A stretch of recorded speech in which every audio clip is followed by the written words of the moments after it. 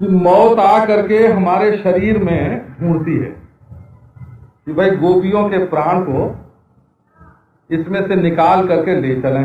10 प्रकार के प्राण शरीर में 10 जगह हैं, 5 मुख्य हैं, 5 गौण हैं।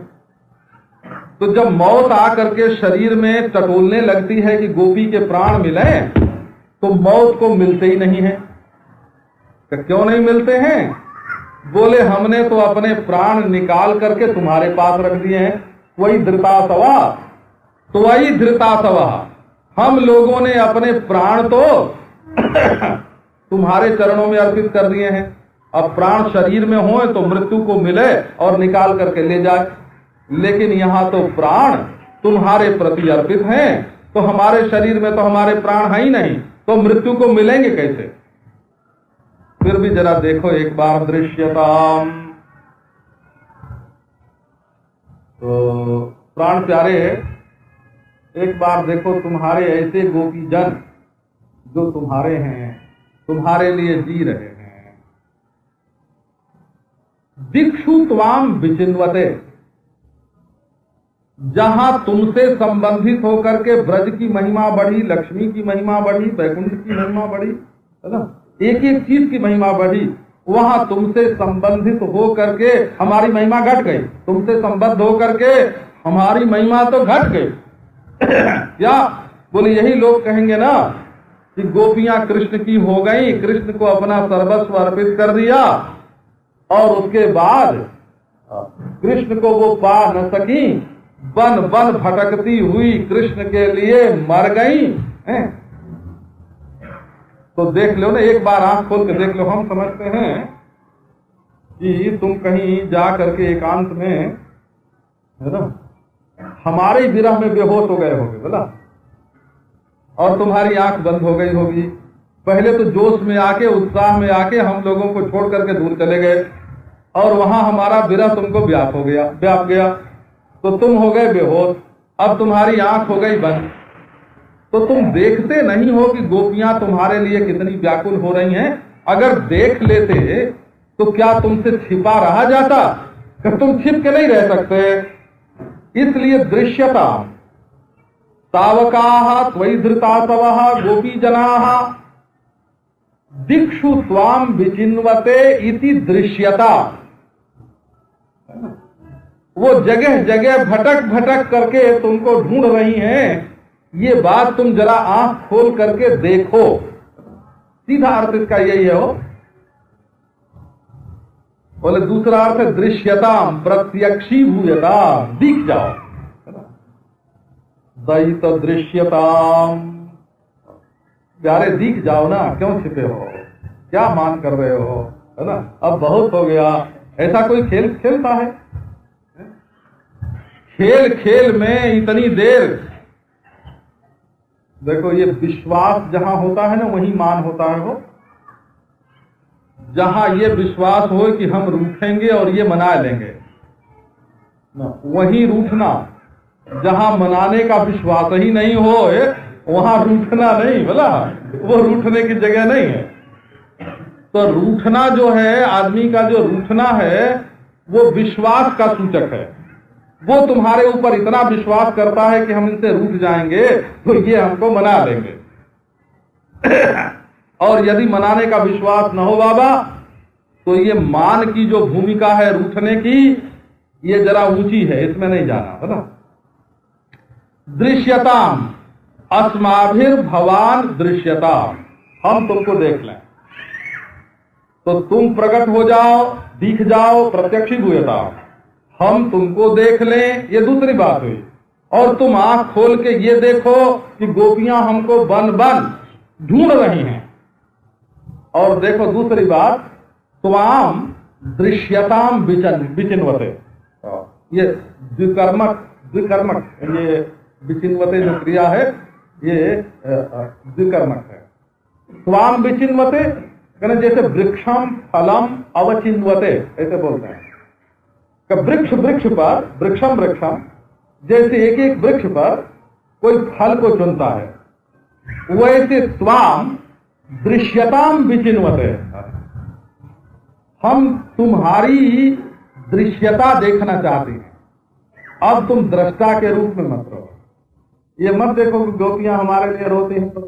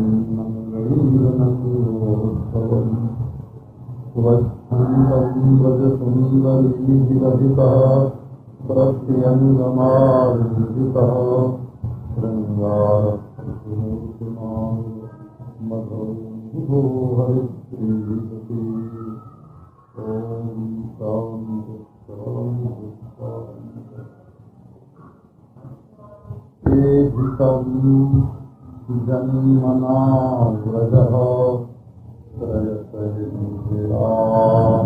तत्त्वदस्त्रही सहितदृश्यताम् विस्तुतावताम्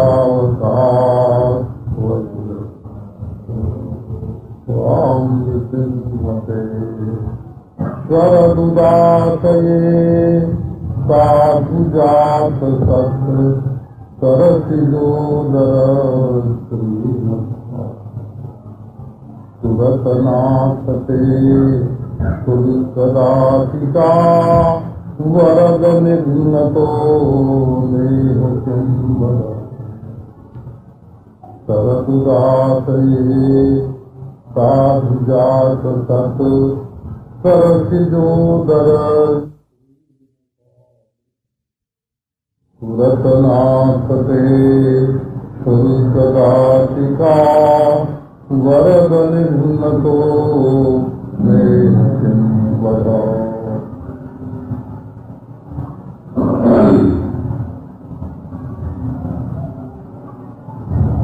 पहले गीत में गोपियों ने बताया कि जो तुमसे संबंध जोड़ लेता है, जिसका तुमसे संबंध हो जाता है, वो संसार में सबसे बड़ा हो जाता है। तुम्हारे संबंध की ऐसी महिमा है।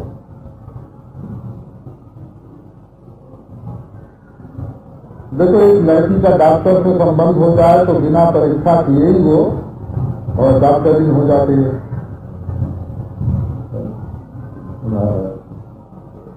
महिमा बढ़ जाती है ना।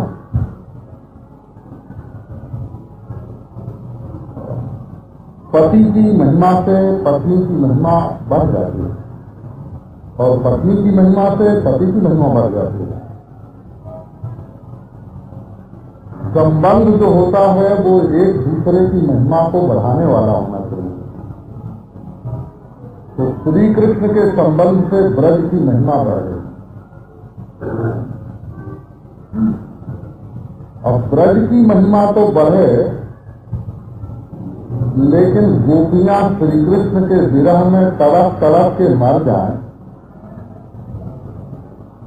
तो क्या ये भगवान की भक्ति बढ़ाने वाली बात होगी?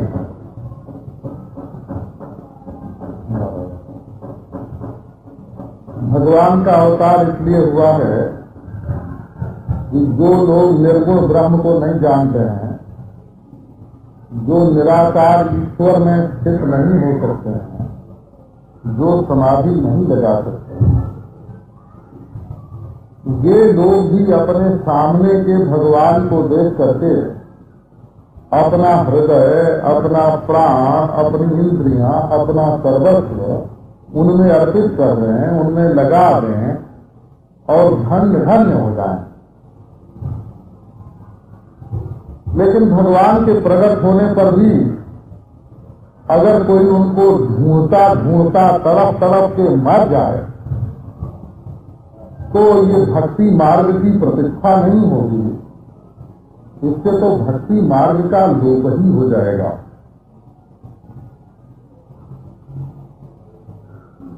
तो आए थे भक्ति बढ़ाने को और भक्ति घटाने का काम कर दिया। तो तावका कोई धृता तवह स्वाम विचिन्वते इति दृश्यता। प्यारे हो, जहां कहीं हो, जिस किसी देश में हो, जहां छिपे हो, एक बार देखो कि ये तुम्हारी प्यारी गोपियां, जिनका मन, जिनकी इंद्रियां, जिनका प्राण सब तुम्हारे प्रति अर्पित है, वे तुम्हें इस समय दिशा विदिशा में जंगल में भटक भटक करके ढूंढ रही हैं कि हे नाथ रमण श्रेष्ठ स्वासी स्वासी महावृद, कहाँ हो कहाँ हो। तो ये तो कोई प्रेम की महिमा बढ़ाने वाली वस्तु नहीं है।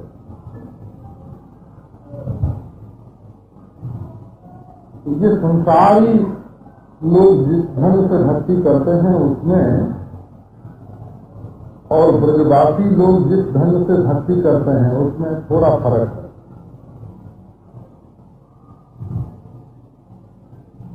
संसारी लोग तो अपना काम बनाने के लिए भक्ति करते हैं।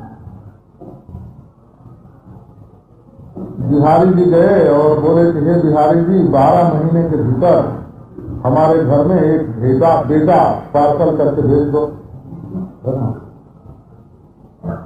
और बेटा दो और वो 12 महीने के भीतर दो, और फिर हम जैसा गोरा बलिष्ठ सुंदर चाहें वैसा दो, और फिर हमारा हुक्म मानने वाला दो। तो वो बिहारी जी को अपना मालिक नहीं मानते हैं। बिहारी जी को तो वो अपनी इच्छा पूरी करने वाला कोई सेवक मानते हैं। ऐसा कर दो, ऐसा कर दो, ऐसा कर दो, हुक्म पर हुक्म देते जाते हैं। तो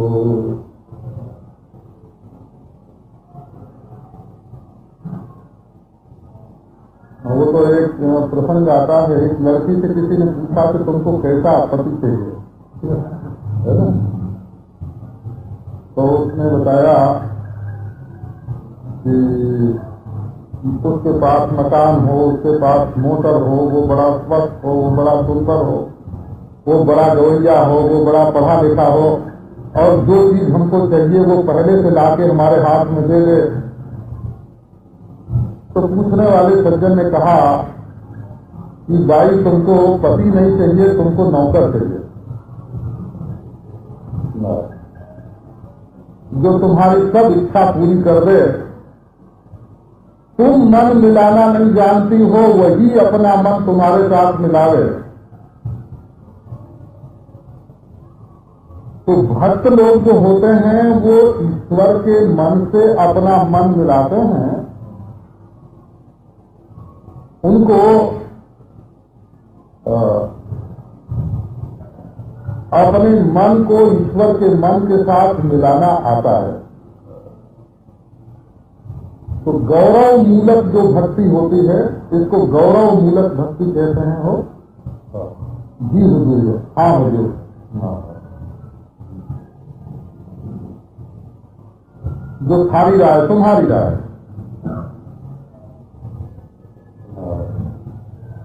हमारे गाजीपुर जिले में ऑनरेरी मजिस्ट्रेट थे, हो दोनों मारवाड़ी थे। तो दोनों पढ़े लिखे नहीं थे, वो उन्होंने एक एमए पास आदमी काम करने के लिए रख लिया था, वही लिखता था। तो जब कोई मुकदमा उनके पास आता तो वो पूरी तरह से समझते नहीं थे, तो एक दूसरे से पूछते कि इसमें क्या फैसला दिया जाए। तो दोनों यही बोलते कि जो थारी राय तुम्हारी राय, जो तुम्हारी राय है तो हमारी राय है, अपनी ओर से कोई फैसला नहीं देते।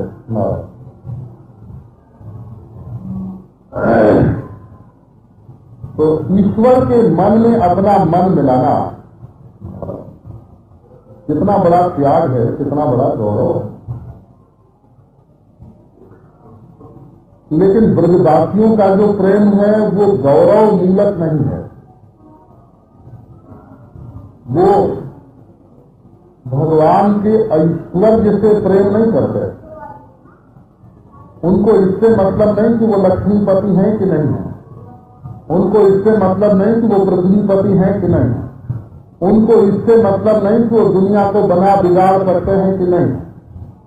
वो तो ये जानती हैं कि हमारे प्यारे प्यारे हैं, हमारे प्राणेश्वर हैं, हमारे हमारे सर्वस्व हैं। संबंध मूलक प्रेम, अपना रिश्ता मान करके भगवान से प्रेम करना,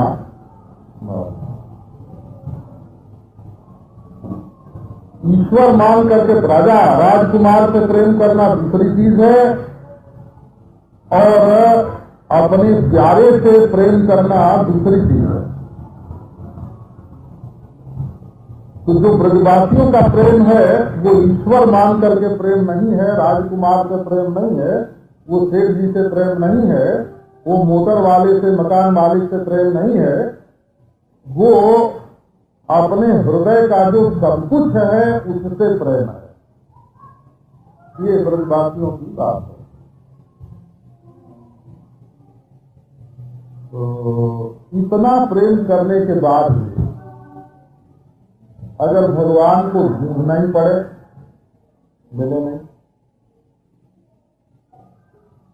बन बन भटकना पड़े, तो प्रेम की मर्यादा टूट जाएगी। इसलिए गोपियों ने कहा कि प्यारे श्याम सुंदर, तुम ये देखो कि गोपियां भटक रही हैं वन वन में, जंगल जंगल में,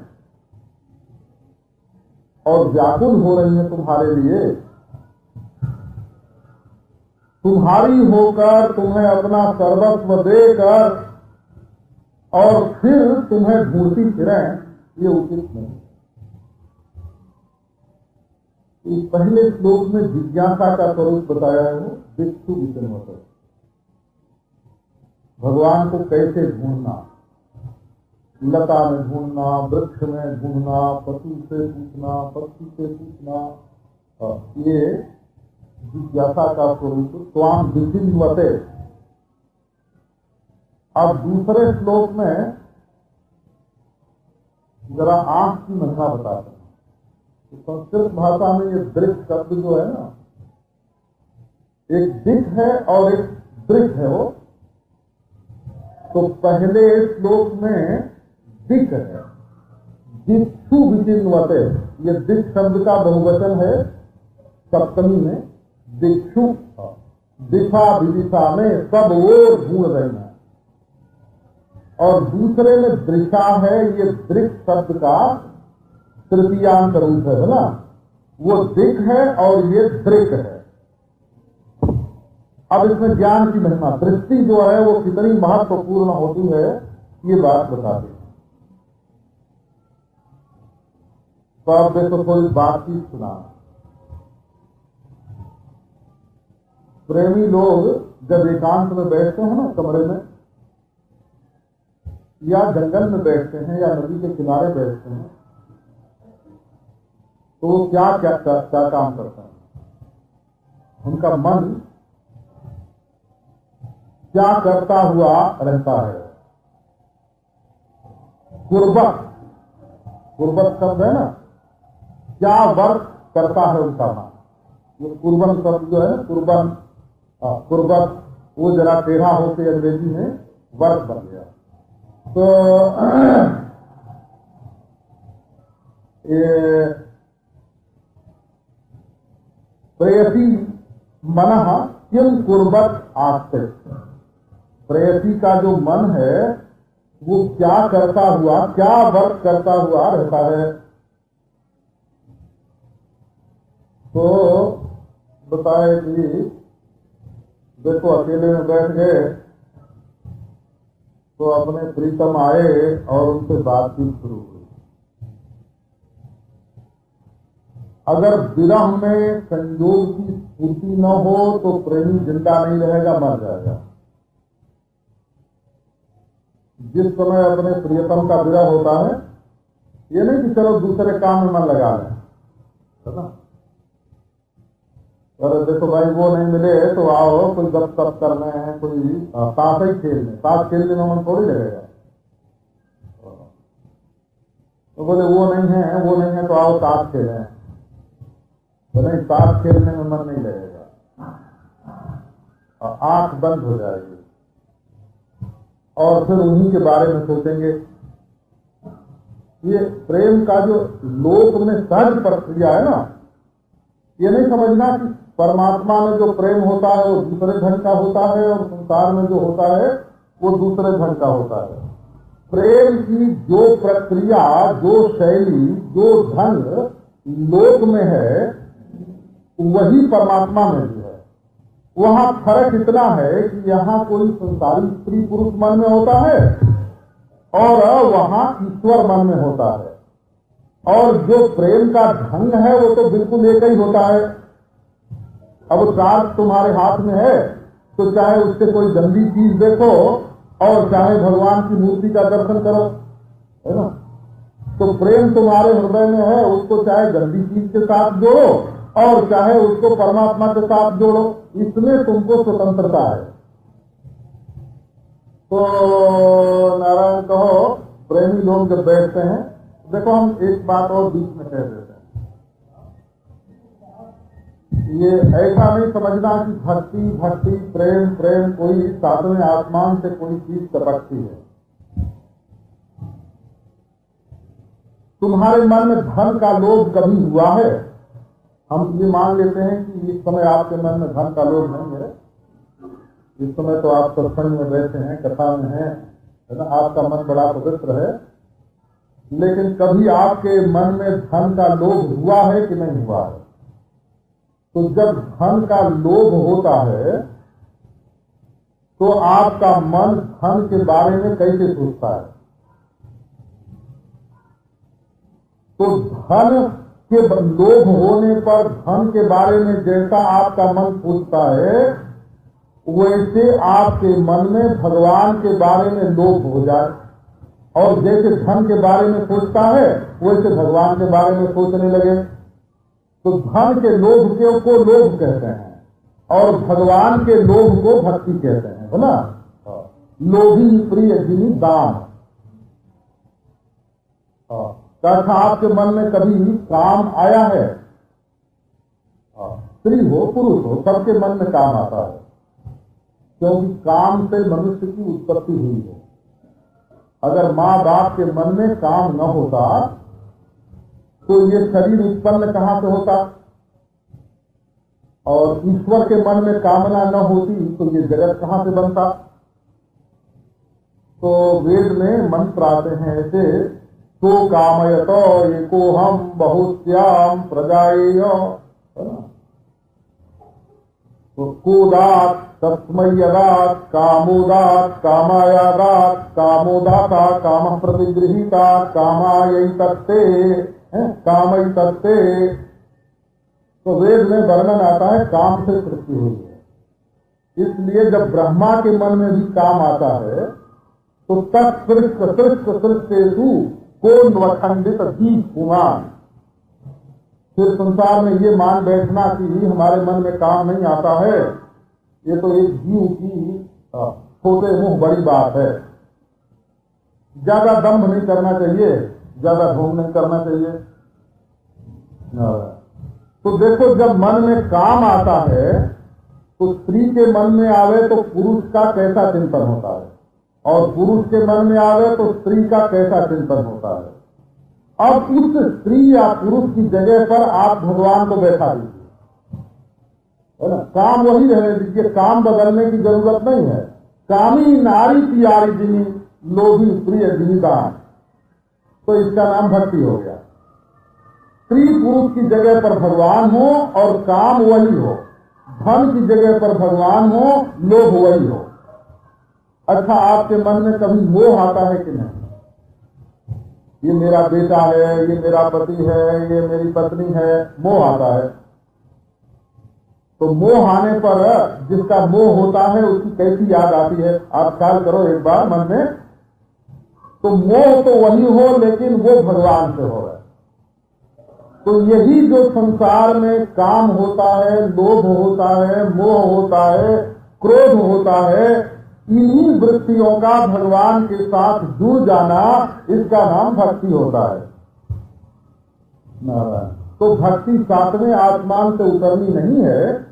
आप देखो कि आपका लोभ अभी भगवान के साथ जुड़ा कि नहीं, आपका मोह भगवान के साथ जुड़ा कि नहीं। आपका मोह जुड़ा हुआ है शरीर के साथ।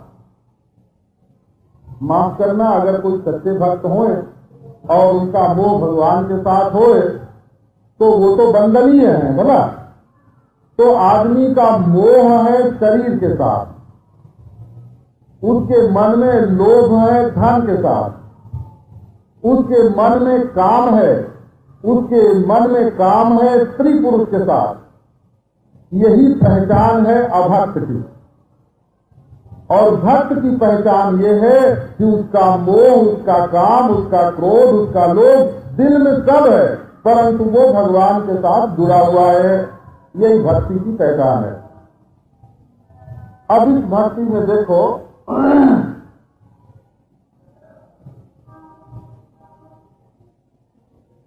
दृष्टि कैसी बदलती है। तो गोपियां बताते हैं, दृशा सुरत नाथ, दृशा वरद, दृशा निघ्नतः, यह दृशा बध किम बधो न भवति। वो कहते हैं तुम्हारी दृष्टि जो है ना, ये गजब भाने वाली है। दृष्टि, तुम्हारी चितवन, तुम्हारी अवलोकन, तुम्हारी विलोकन। तो आपको वो सुना रहा था क्या कि जब भक्त बैठता है तो जब गोपियों ने कहा कि हम तुम्हें बन बन ढूंढ रही हैं, तो एक बार उनकी आंखों के सामने पीताम्बर भारी मोर मुकुट वाले श्याम सुंदर चमक गए, उनके सामने से निकले और बोले ढूंढ, अंगूठा दिखा दिया हो, अंगूठा दिखा दिया, ढूंढती हो तो ढूंढती रहो, हमको क्या, विचितवंतु नाम जिमस्माकम।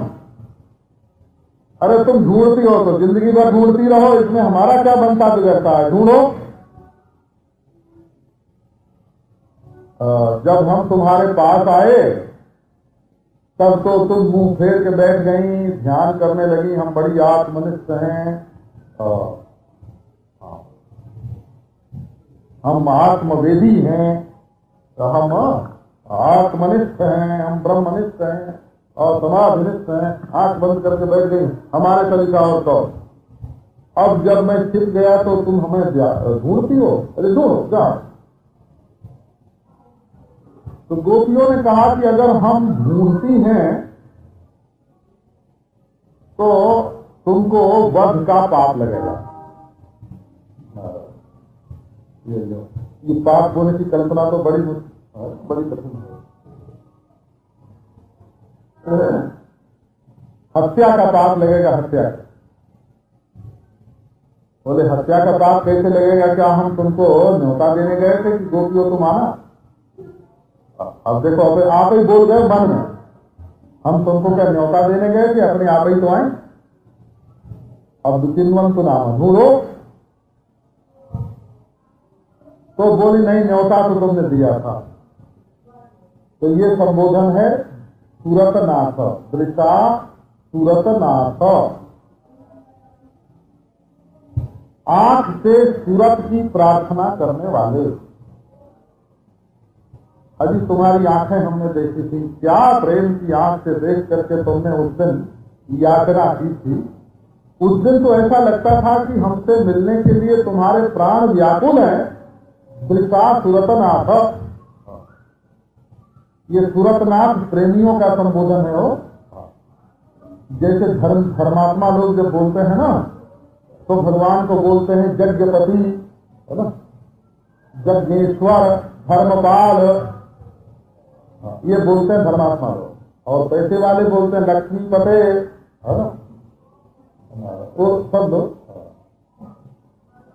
मुकुंद, ज्ञान घन, मोक्ष वाले बोलते हैं मोक्ष पते, कैवल्य पते, मुकुंद, ज्ञान घन, ज्ञानेश्वर, ये बोलते हैं ज्ञान चाहने वाले। ज्ञान चाहने वालों का संबोधन जुदा होता है, धन चाहने वालों का संबोधन जुदा होता है। वो तो अलग अलग, जैसे किसी का परिचय देना हो ना, तो एक आदमी कहेगा कि देखो ये कितने सुंदर हैं, एक आदमी कहेगा कितने धन के मालिक हैं, एक आदमी कहेगा कितने पढ़े लिखे हैं, एक आदमी कहेगा कितनी ऊंची कुर्सी इनके पास है। अपनी अपनी रुचि के अनुसार सब बोलते हैं। तो जो लोग प्रेम करने वाले हैं ना, वो भगवान को जगदीश्वर कह के नहीं बुलाते हैं, धर्मपाल कह करके, सेतुपाल कह करके नहीं बुलाते हैं, वो उनको मोक्षदाता शरण्य कह करके नहीं पुकारते हैं, वो उनको लक्ष्मी पते और जगदीश्वर कह करके नहीं पुकारते हैं, वो कहते हैं सूरत नाथ। सूरत नाथ का अर्थ होता है प्रेम का स्वामी। जैसे मधुशाला में जाओ तो वहां जो शराब पिलाने वाला होता है ना, शराब पिलाने वाला साथी, उसको क्या बोलते हैं? तो उसको मधुपति बोलते हैं, मधुपति। इसी प्रकार जो लोगों को प्रेम का प्याला पिलाने वाला है, प्रेम का रस, प्रेम मधु का प्याला पिलाने वाला जो है ना, उसको बोलते हैं सूरत नाथ। प्रेमी और प्रियतम के मिलन से जो सुख होता है, उस सुख रूप मधु का नाम है सूरत, और उसका जो स्वामी है उसका नाम सूरतनाथ। अब देखो, संस्कृत भाषा में नाथ शब्द के कई अर्थ होते हैं। तो नाथ का अर्थ होता है याचना करने वाला, नाथ का अर्थ होता है जलाने वाला, ऐसे कई अर्थ होता है। तो वृषा सूरतनाथ, गोपियों ने कहा कि तुम कहते हो कि हमने क्या तुमको न्योता दिया था? क्या तुमने उस दिन आंखों के इशारे से हमसे प्रार्थना नहीं की थी? तुमने याचना नहीं की थी? वृषा सूरतनाथ। तो बोले अच्छा याचना की होगी बाबा, लेकिन तुम लोगों ने भी तो याचना की थी, व्रत किया था। बोले तो तुमने क्या वर नहीं दिया था हमको? दृशा वरद, आंखों से तुमने स्वीकार भी किया था। ये आंखें जो है ना, ये दुनिया भर की सब बात अपने अंदर रखती हैं। हो ज्ञान में ही सब बात है, जानकारी में ही जांचना है, जानकारी में ही देना है, जानकारी में ही मिलना है। दृशा सूरतनाथ, जानकारी से सृष्टि पैदा होती है और जानकारी से सृष्टि नष्ट हो जाती है। ज्ञान से संसार पैदा होता है और ज्ञान से नष्ट हो जाता है।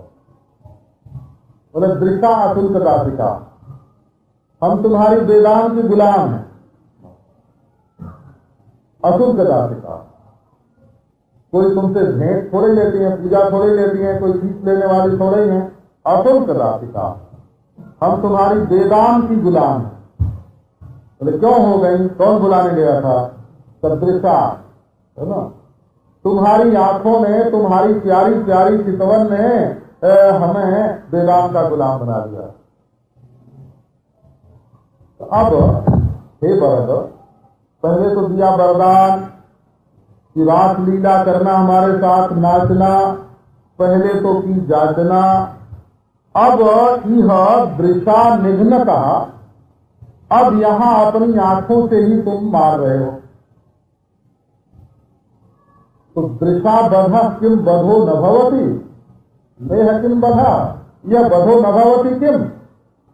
तो आंखों से मारना क्या हत्या का अपराध नहीं है? हत्या का दोष नहीं है? बोले देखो कैसे मारा इससे पता, इसका वो नहीं है। लाठी से मारा कि तलवार से मारा कि रस्सी से कस के मारा, है ना।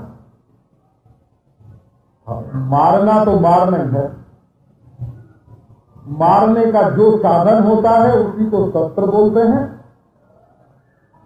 और जो मारता है उसको मारने का पाप लगता है। ये बड़े प्रेम से बात कही जा रही है हो। नहीं तो श्री कृष्ण को पाप लगाने वाला न तो कृष्ण को पाप लग सकता न उनको कोई पाप लगा सकता, क्योंकि शास्त्र ने निर्णय दिया है कि जो श्री कृष्ण को जान लेता है उसको भी पाप नहीं लगता। और कृष्ण ने खुद ही कहा है,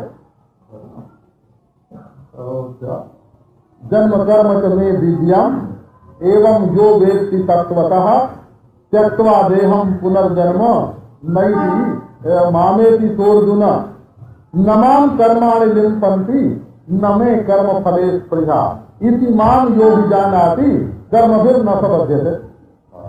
कृष्ण को अगर ठीक ठीक कोई जान ले कि कृष्ण में कर्म का लेप नहीं है, कृष्ण में भोग का लेप नहीं है, तो वो जानने वाला भी कर्म के लेप से और भोग के लेप से छूट जाता है। नमाम कर्माणि लिम्पन्ति न मे कर्म फले स्पृहा इति मां यो विजानाति कर्मभिर् न स बध्यते। नारायण।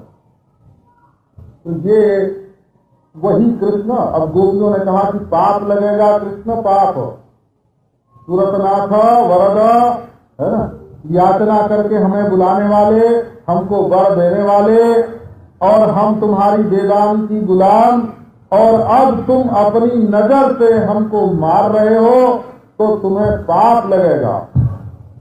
लेकिन क्या अस्वाभाविक है जिसकी आंखों को पाप करने की ही आदत पड़ गई हो। ये बड़ी प्रेम की बोली है हो, सब नहीं बोल सकते ऐसे।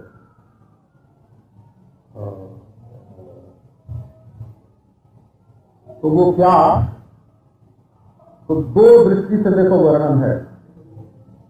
सरदुदासये साधु जात सत सरसिजोदर श्रीमुषादृशा सुरतनाथते शुल्कदासिका वरद निघ्नतो नेह किं बधा। देखो एक ही शब्द बोल करके आंखों की तारीफ भी करती हैं और निंदा भी करती हैं। तो पहले तारीफ वाली बात समझ लेनी चाहिए। भगवान की आंखें कैसी, ये आंखें अगर एक तरीकी रहती तो इनमें कोई मजा थोड़ी होता। बिल्कुल सीधे सीधे देखती हो ना, या कोने कोने देखती, सब कोई ऐसा का नहीं होता या सब काने ही होते, या सबकी आंख सीधी देखती है ना, सब एक ही आंख के होते, या सब दो, है ना, ये दो आंख के होने पर भी आंख अगर हिलती डोलती नहीं, तो कल्पना करो जैसे पत्थर की मूर्ति होती है वैसे ही तो होता ना। ये आंखें ही तो दुनिया में मजा बनाती हैं। आनंद की सृष्टि दृष्टि ने की है। तो भगवान की दृष्टि कैसी, वो देखो। तो कहती हैं कि शरद ऋतु में और सुंदर सरोवर में और ऊंची किस्म का बढ़िया से बढ़िया कमल का फूल जो खिलता है, उसके भीतर रहने वाली शोभा का अपहरण कर दिया है तुम्हारी आंखों ने। मैंने भगवान की आंखें कितनी सुंदर है, ये बता रही हैं कि भगवान की आंखें कितनी सुंदर है। तो शरद ऋतु में सरोवर में ऊंची किस्म का और खुद बढ़िया से बढ़िया जो कमल है, उस कमल के भीतर जो शोभा, उस शोभा को, उस स्त्री को चुरा लिया है तुम्हारी आंखों ने। इसका मतलब ये हुआ कि तुम्हारी आंखें बहुत सुंदर हैं, बहुत सुंदर हैं। ये आंखों के सौंदर्य का वर्णन है। नारायण कहो। वैसे तो महाराज सब लोग अपनी आंखों को सुंदर ही समझते हैं। वैसे सुंदर न दिखे, नारायण कहो तो है ना, काजल की लकीर खींच के बड़ी बनाते हैं, जो देखने में बड़ी लगे। अपने भाव का धनुष बनाते हैं वो, अब वो बिल्कुल सीधे ही मारने वाली बात हुई कि नहीं? जबरदस्ती भावों को धनुष बनाते हैं और अंजन लगा करके उनको बड़ी दिखाते हैं, कजरारी दिखाते हैं। पर श्री कृष्ण की आंखें बनावटी सुंदर नहीं है।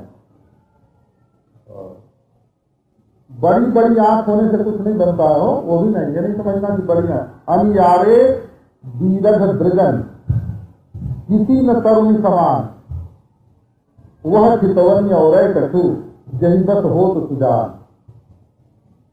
हमारे बड़ी बड़ी आंखें हों और अनिदार है, जैसे बाण में नोक होता है ना धंसने के लिए, वैसे आंखों में भी नोक होता है धंसने के लिए, नुकीली होती है। अनियारे, अनियारे माने नुकीली, अनियारे दीर्घ दृगनी और बड़ी बड़ी होते हैं, किसी न तरुणी समान, वह चितवन्य और कटु यही बस हो तो सुजान। प्रेम के मार्ग में तो आंखों की बड़ी महिमा है ना। लगा लगी लोचन करें, लगा लगी लोयन करें, नाहक मन बच जाए। लगा लगी तो आंखें करती हैं, लेकिन मन बेचारा झूठ मूठ लगता है। इन दुखिया आंखियां न कहो सुख सिरजोई नाय, देखत बने न देखते बिन देखे अकुलाएं। देखने के समय पर तो शर्मा जाती हैं और न देखने पर अकुलाती हैं। कवि ने वर्णन किया कि आंखों की गति निराली, दृढ़ उर्धत दूतत कुटुंब, जुरत चतुर चित्त प्रीति, परत गांठ दुर्जन ये दई नई है। आंखों की रीत निराली है। संसार में ये नियम है कि जो उलझ, जैसे रस्सी उलझती है, टूट उलझता है ना, तो जो उलझता है वो टूटता है। लेकिन आंखों के उलझने में ये बात, ये निरालापन है कि उलझती हैं आपस में आंखें और टूटता है कुटुंब, दूसरा ही कोई टूट जाता है। दूसरे लोग टूट जाते हो। अच्छा, जो टूटता है वही जुड़ता है, ये संसार की रीति है। परंतु यहाँ टूटता है कुटुंब और जुरत चतुर चित्त प्रीति, दो प्रेमियों के चित्त में प्रेम जुड़ता है। अच्छा, जो जुड़ता है उसी में गांठ पड़ती है, तो बोले नहीं परत गांठ दुर्जन ही है। हाँ, जुड़ता है दूसरा और गांठ पड़ती है दूसरे के दिल में, दुर्जन के हृदय में, तो दई नई है रीति। तो ये आंखों की जो रीति है ये बिल्कुल निराली है, सामान्य नहीं है। तो आप देखो, तो कहती हैं बाबा तुम्हारी आंखें यदि हत्या कर डालें हम गोपियों की, मार डालें, वो बोलते हैं ऐसा, मार डाला रे, ऐसे बोलते हैं। ये प्रेमी लोगों की जो बोली है उसमें आंखों से घायल करना है ना, आंखों से मारना, आंखों से मांगना, आंखों से रोना, आंखों से देना, आंखों से प्यार प्रकट करना, कलित नेत्र, बलित नेत्र, खलित नेत्र, ललित नेत्र, जातित नेत्र, और अभिमान प्रकट करना आंख से ही हो। और आंख करेर के दांत देना, कई लोगों की ऐसी आदत होती है महाराज, अपनी आंख टेढ़ी कर दें तो बच्चे कांपने लगते हैं, पर कांपने लगते हैं। तो आंख से डांटना, आंख से मांगना, आंख से घायल करना, आंख से मारना, ये आंखें जो हैं ये तो ज्ञानास्त्र है ना, ज्ञानास्त्र। ये जो मनुष्य को मिले हैं ये ब्रह्मास्त्र है, ब्रह्मास्त्र। तो औरों की आंखें चलने वाली नहीं होती हैं, मनुष्य की आंखें तो बिल्कुल चलने वाली होती है ना। तो दृढ़ा नारायण, तो ये प्रेम की बात भगवत प्रेम की बात है बोला। आप एक बार देखो, ये कृष्ण के नेत्र का वर्णन है बोला, ये कृष्ण के नेत्र का वर्णन है। कैसी हैं उनकी आंखें? बोले घायल करने वाली हैं, मारते हैं। एक बार किसी ने पूछा कि अच्छा बताओ, संसार में ऐसी कौन सी चीज है जिसका आना भी बुरा, जाना भी बुरा, उठना भी बुरा और बैठना भी बुरा? ऐसी कौन सी चीज है दुनिया में? देखो जरा आंख के साथ जोड़ो, आंख का आना भी बुरा, आंख का जाना भी बुरा, आंख का उठना भी बुरा और आंख का बैठ जाना भी बुरा।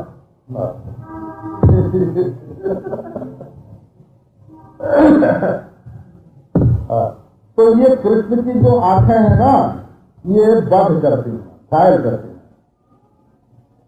घायल करने का अर्थ है ऐसा निशाना मारती हैं, ऐसा तीर मारती हैं कि आदमी खटपटाता रह जाए। असल में संसार में खटपटी पैदा करना ये ईश्वर की कृपा के बिना, ईश्वर के प्रेम के बिना हो नहीं सकता। सब लोग खिलौने में फंसे हुए हैं। कोई 4 पैसे के अभिमान में फूल रहा है, कोई अपने शरीर के अभिमान में फूल रहा है, कोई खानदान के अभिमान में फूल रहा है, कोई कुर्सी के अभिमान में है। सब लोग कोई न कोई अभिमान में फूले हुए हैं। तो भगवान कभी कभी ऐसा घायल करते हैं। एक बार महाराज मनमोहन जाति दृष्टि पर ताकि गति होत है और न सुहात भवन तन असन बसन बनही को धावत दौड़। मनमोहन जाति दृष्टि परत ताकि गति होत है और एक बार उसने महाराज अपनी चितवन का तीर जिसको मारा, उसको ये दुनिया के पैसे और ये दुनिया के भोग और ये दुनिया का बड़प्पन है ना, ये बिसर जाता है। असल में कृष्ण की आंखें घायल करने के लिए। ब्रह्म किसी को घायल करके अपनी ओर नहीं बुला सकता हो, है ना? निराकार ईश्वर घायल करके नहीं बुला सकता। खुद किसी को 1000 बार गरज हो तो ब्रह्म के पास जाए, निराकार के पास जाए, समाधि के पास जाए। लेकिन ये तो महाराज निशाना साध के